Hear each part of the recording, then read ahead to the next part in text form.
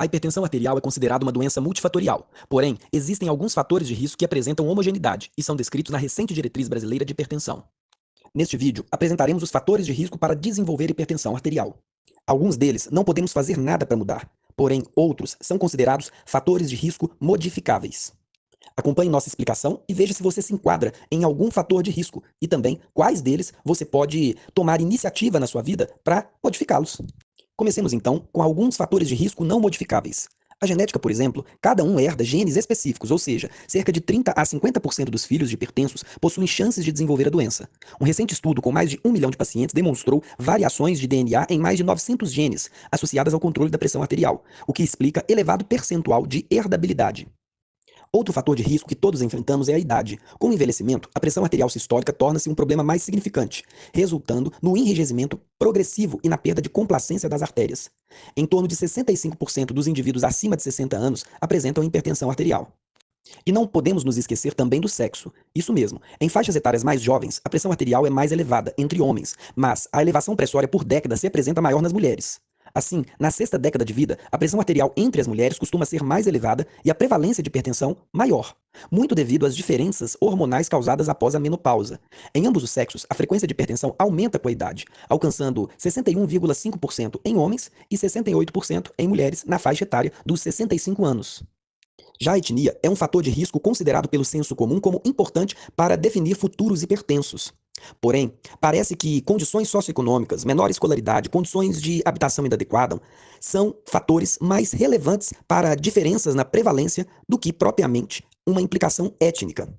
Dados do Vistel de 2018 mostram que, em nosso país, não houve diferença significativa entre negros e brancos no que diz respeito à prevalência da hipertensão arterial, 24,9% versus 24,2%. Pois bem, agora que já citamos estes fatores de risco herdados, que não temos muito como driblar, quais são os fatores de risco modificáveis, aqueles que podemos mudar para a prevenção do desenvolvimento da hipertensão arterial? A princípio, falemos do sobrepeso, obesidade e sedentarismo, que possuem uma relação direta, contínua e quase linear com os níveis de pressão arterial elevados. Chama a atenção que, no Brasil, o estudo da Vistel de 2019 identificou que 44,8% dos adultos não alcançaram o nível suficiente de prática de atividade física, sendo esse percentual maior entre mulheres, 52,2%, do que entre homens, 36,1%. Todos sabem que o sedentarismo contribui e muito para o sobrepeso e obesidade.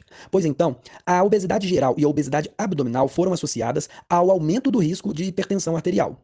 Por outro lado, a diminuição do peso promove a diminuição da pressão arterial tanto em indivíduos normotensos, que não têm hipertensão, quanto em hipertensos. Ser o mais magro possível dentro da faixa de normalidade do MC pode ser a melhor sugestão em relação à prevenção primária da hipertensão arterial. Além de se exercitar, obviamente não podia faltar nas recomendações uma dieta saudável. Neste aspecto, há várias propostas de dietas para prevenção da hipertensão arterial. Tem destaque a dieta DASH. A sigla vem do inglês e significa abordagem dietética para parar a hipertensão.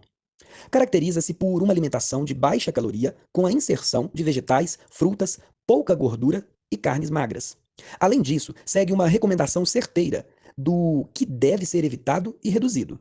Reduzir a adição de açúcar e gorduras, evitar a adição de sal dos alimentos, evitar embutidos, macarrão instantâneo, conservantes enlatados, evitar molhos de tomate industrializados, molho de soja e caldos prontos, evitar biscoitos recheados, salgadinhos de milho, além de produtos industrializados.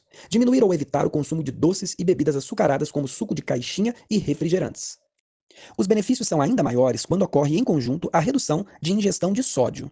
E olha que interessante, uma meta-análise que comparou algumas variedades das dietas DASH com a dieta padrão mostrou maior redução na pressão arterial sistólica entre 9,73 a 2,32 mmHg e a pressão arterial diastólica 4,85 a 1,27 mmHg. Impressionante, não? Ainda no quesito alimentação, se é que podemos chamar de alimentação, o impacto da ingestão de álcool foi avaliado em diversos estudos epidemiológicos.